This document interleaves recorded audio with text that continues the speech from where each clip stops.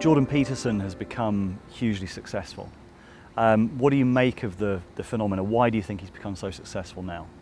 There is a drought of authenticity and courage.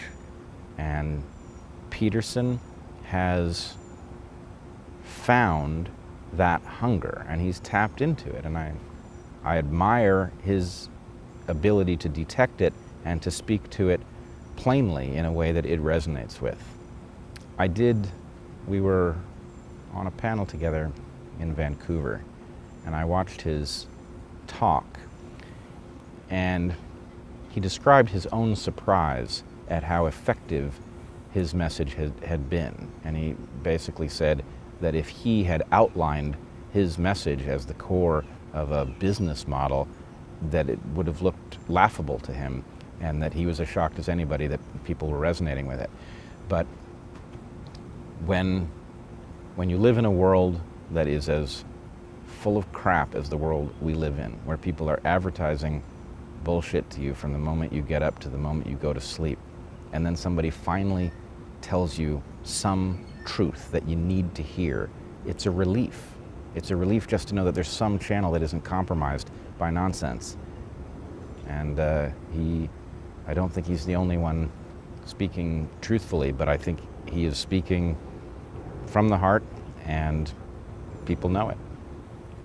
Peterson's someone who, from his lectures, takes evolution seriously. How does that overlap with your work, and how does it map onto your work?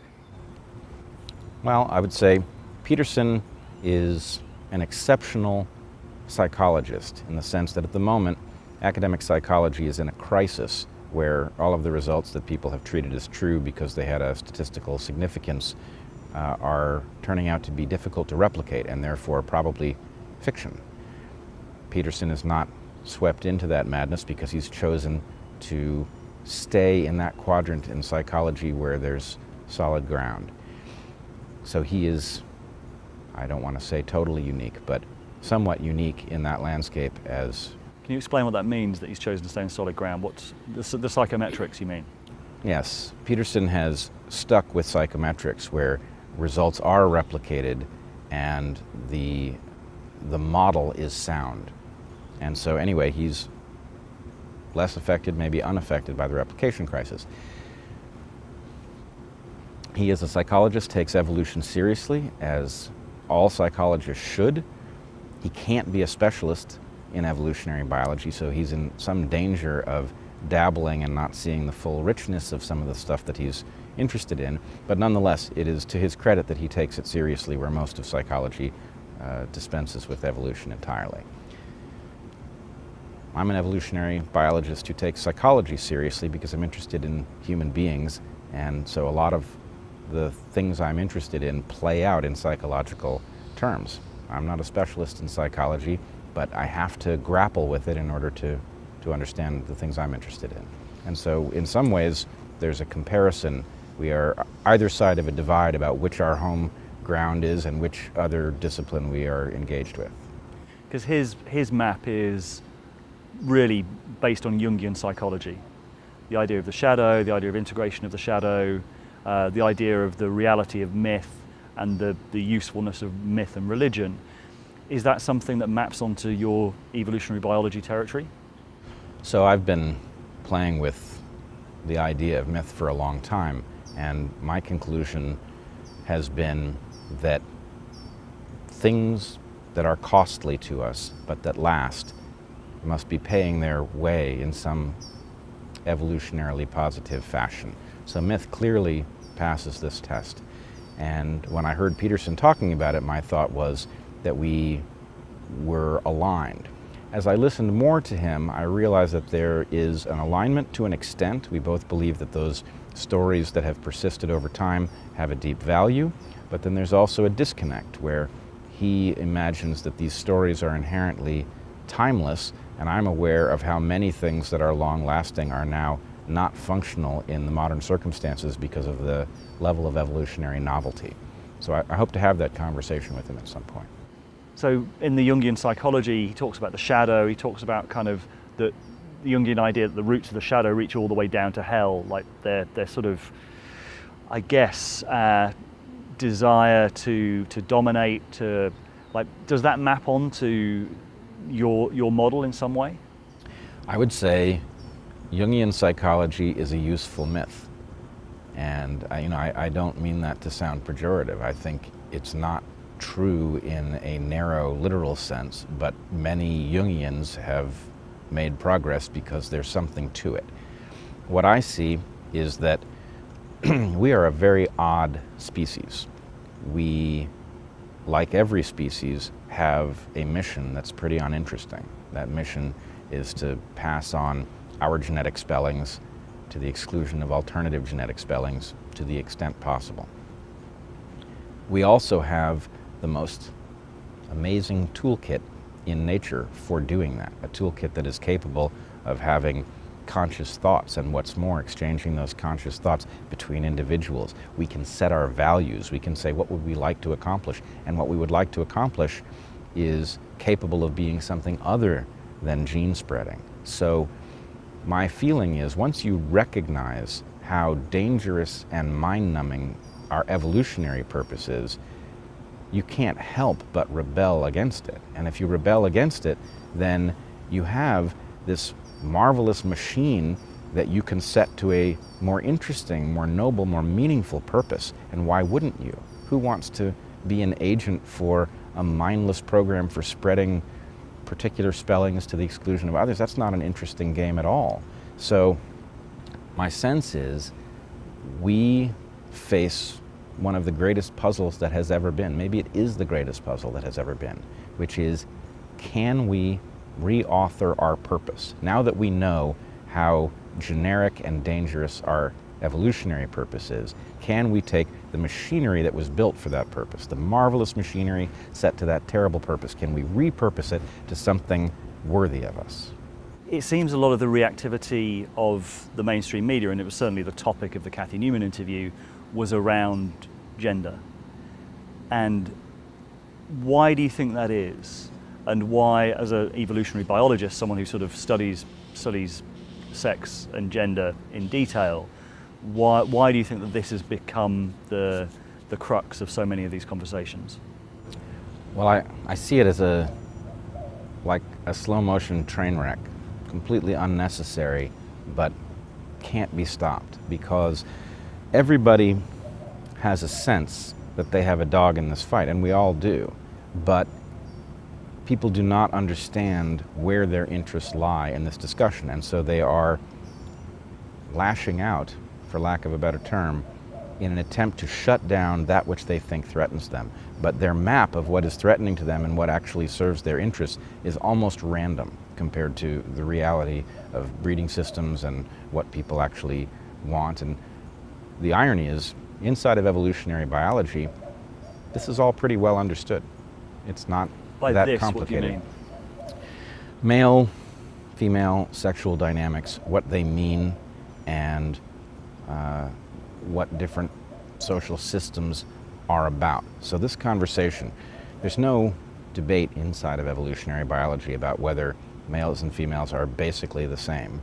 We all know that males and females are not basically the same. There are many things about us that are the same, but there are also many things that are different, and those things that are different may be inherited genetically, they may be inherited culturally, but they all have meanings. It's not an open landscape in which you can just design whatever you want. So what I see is wishful thinking everywhere, and people imagining they are much more informed about sexual dynamics than they actually are.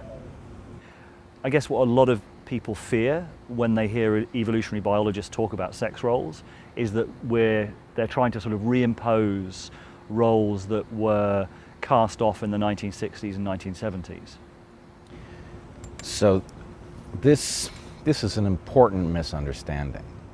The roles that we have recently abandoned are almost unbelievably ancient.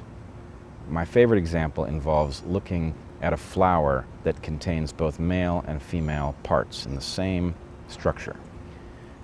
A flower that has both male and female parts has a difference of opinion within itself about how enthusiastic to be about sex with strangers. The male parts are gung-ho for it. The female parts, not so much. The female parts, in fact, at a structural level, are coy. They put the pollen grains through a test in which pollen tubes grow down through a long structure in order to reach the ova. So we can decide that we either do want to retain female coyness in some form or that we want to reject it. But what we can't do is decide that that was imposed by some sort of Puritan viewpoint amongst males in recent times. It's not. It stretches back far enough into the past that we can find it across the animal kingdom, and if we look into plants, it's separately evolved, but nonetheless the same pattern emerges there. So we should alter the dynamics of sexuality for modern times, and we should do so with fairness in mind. I'm very much in favor of this. I'm married to a woman who views the world in masculine terms. I mean, she lives in a way that makes sense in masculine terms. She goes to the Amazon, she enjoys adventure of a certain kind. I'm all in favor of women doing things that are not traditionally female, but I'm not in favor of pretending that femininity was invented by men to keep women chaste or something like that. It wasn't invented by humans at all. Because this, I guess, is another part of the discussion, because from a sort of postmodern viewpoint, even using the words masculine and feminine, they assume that those are culturally defined, and then you get into a question, well, what do you mean by masculine, what do you mean by feminine? And you then sort of enter a language game and a loop where they sort of don't refer to anything. But what you're saying is they actually do refer to things you can study, right down to flowers and to plants and to things that are not human. There's actually a very simple story that accompanies this truth, which is there are very few creatures in which gametes are the same size. There's an unstable equilibrium in which gametes are equal size. And what that means is that gametes in any creature that has two sexes will tend to have one sex with small mobile gametes and another sex with large sessile gametes. Once you have that dynamic, you have an asymmetry in the interest of the parents in investing in those gametes. Small mobile gametes are not worth investing heavily in, and large sessile gametes are worth being choosy over because the investment that they contain is greater.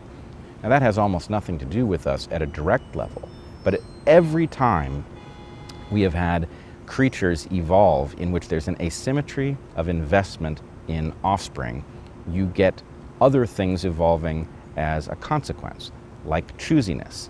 It is natural that a creature that has larger gametes should be choosy. It is natural that a creature that gets pregnant should be choosy. It is natural that a creature that has offspring with a long childhood should be choosy. Now in human beings, we have a really interesting situation where men reproduce by two strategies. Men can love them and leave them, in which case they're not very choosy because why should they be at an evolutionary level? And men, more generally, invest in their offspring, in which case they have every reason to be as choosy as women do. So human beings are not some standard case from nature. They're a special case and an interesting one.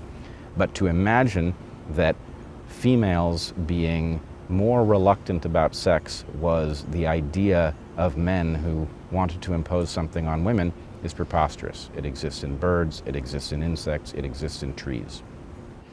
And when you're talking about sort of masculine and feminine going down so deep, what I hear is sort of the potential for that even to map onto some of the ancient wisdom traditions, the idea of the Tao as being the yin yang, going sort of right down into being, that you have this sort of masculine and feminine dynamic playing out. Do you think does that kind of analogy work? Absolutely, and in fact there's an important evolutionary principle discovered by a biologist named Fisher. Fisher's sex ratio principle says that it is actually, although males can produce many more offspring in a lifetime than females can, on average males and females produce the same number, because for every male who produces an above average number of offspring, there's some male who produces a below average number of offspring.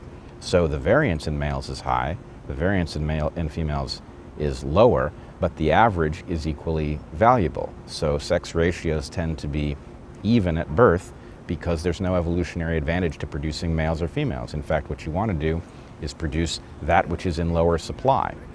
This is a perfect yin-yang. They are not symmetrical and identical in that sense, but they are compatible symmetries that reflect a balance between two forces. And the punchline to the joke is that we are not one or the other. Evolutionarily speaking, all your genes but a handful spend half their time in female form and half their time in male form, and so they aren't really about one of these two strategies winning out over the other, because half the time they would be on the losing end. It seems that there's a confusion between is and ought, that a lot of the time, and you saw this in the Jordan Peterson-Kathy Newman interview, where Jordan Peterson was describing the way that things are, Kathy Newman was immediately taking it as that he was saying this is the way that things should be. You're saying that I should do this. Is this part of the substructure of this conversation? The is-ought question is absolutely basic. You can't really have any of the important topical conversations that we need to have without covering this ground and realizing that to describe what is not to imply anything about what ought to be, or even what can be, and maybe that's the third partner in that triad. When we look at evolution and biology, we are looking at a completely amoral landscape. There are many wonderful things in there, there are horrifying things in there. Evolution is responsible for all of our best characteristics and our worst. So at some level, we should be having the conversation not about, well, you think this is what is, therefore you're defending it as what ought. We should be having the conversation about what that is do we want to retain, what that is do we want to jettison, and how much freedom do we have to move things. And we have much more freedom than those who are pushing a naive symmetry would imagine. We have a lot of freedom to refigure the dynamics of male and female, and we should do it. Because this, I guess, is the concern, that when people talk about evolutionary biology as saying, well, this is our evolutionary toolkit, men and women have different evolutionary toolkits, what people then hear is a sense of this is unchangeable.